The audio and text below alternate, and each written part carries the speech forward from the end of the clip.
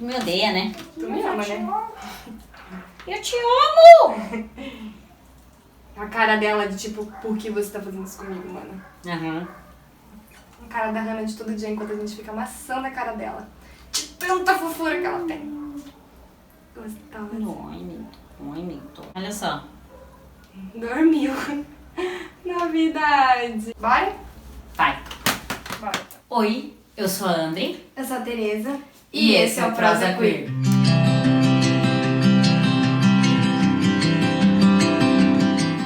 A prosa de hoje é sobre gênero.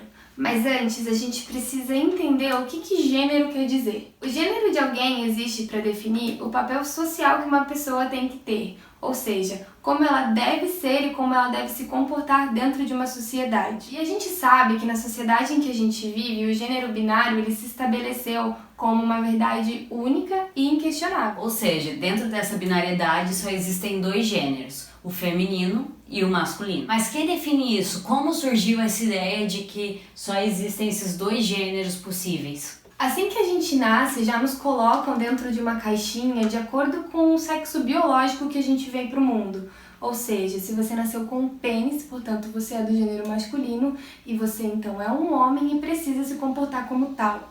Se você nasceu com uma vagina, então você é do gênero feminino, então você é uma mulher e você tem que se comportar como tal também. Mas a gente se pergunta, quando foi que esse padrão se estabeleceu dentro da nossa sociedade? E para responder essa questão, a gente vai olhar pelo lado teológico do problema. E para isso a gente precisa voltar lá atrás na história, lá no surgimento do cristianismo, onde dizia que Deus fez a mulher da costela do homem e criou ambos de formas diferentes. E ele deu ao homem um papel de importância, um papel específico, de poder, de liderança, de dominância sobre a mulher. E a mulher acabou ficando com um papel de inferior, um papel de fragilidade, ocupando um espaço secundário dentro da história. E quem escreveu essa história?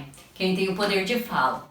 O homem branco, hétero, cis, burguês e religioso. Tô querendo jogar isso aqui. A filósofa Judith Butler fala sobre a construção social que existe por trás dos papéis de gênero, mas além disso também sobre as determinações biológicas que servem para naturalizar desigualdades entre homens e mulheres. Quando se naturaliza o poder, oculta-se como os mecanismos operam, assim como a possibilidade de contestação e transformação dessa estrutura social. Ou seja, se fixa a ideia de que essa construção não é só natural, como também inquestionável. Por exemplo, como questionar um regime político se ele se apresenta como uma lei natural? Essa naturalização e essencialização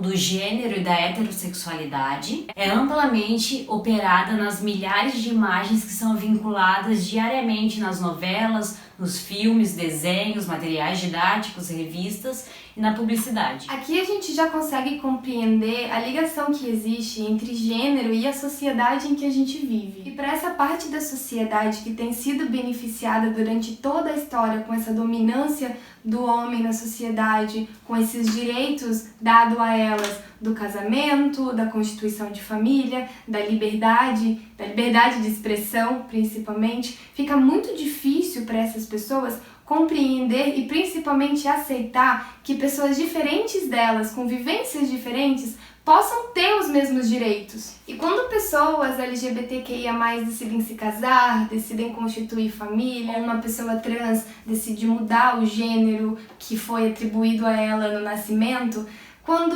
essas reivindicações dos movimentos, o movimento feminista, o movimento LGBTQIA+, quando eles se manifestam, é visto como algo inaceitável, porque elas desestabilizam a ideia tradicional do domínio do homem dentro da sociedade. Existem dois pontos que Butler levanta relacionado a isso. O primeiro é a responsabilidade ética, que é quando eu olho para um sujeito e me identifico com ele. Eu sinto que devo ter uma responsabilidade ética com esse sujeito, porque entendo que tudo que acontece com ele pode acontecer comigo. Esse processo produz uma dimensão de afeto. Eu me afeto por você porque você é como eu. E o segundo Butler... O segundo Butler, que ponto levanta?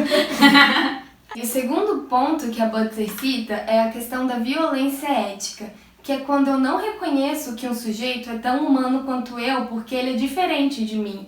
Então, dessa forma, eu não me afeto pelo que acontece com ele e, pior ainda, eu acabo construindo uma justificativa para a violência que ele sofre. Ela pediu, saiu de casa. Olha a roupa. Tava na rua, olha a roupa que ela tava. E o discurso machista continua. Menina. Você devia usar uma roupa menos curta. Eu tenho pressa, eu quero Vai, ir vai, pra rua. E todo esse conservadorismo, ele é muito perigoso e real. A gente consegue ver ele hoje nitidamente no nosso cenário político. E a sociedade brasileira, ela enfrenta um momento de extrema fragilidade. São pessoas que se sentem no direito de retalhar as outras por não se encaixarem na normatividade que elas julgam como única e verdadeira. E isso tudo limita ainda mais o nosso direito pela liberdade. O mundo que a gente conhece, desde que a gente conhece o mundo, ele é visto pela perspectiva masculina e heterossexual. É hora de nos despirmos desse pensamento binário, das ideologias sobre os nossos corpos E sobre os nossos comportamentos. e desconstruir e repensar. É.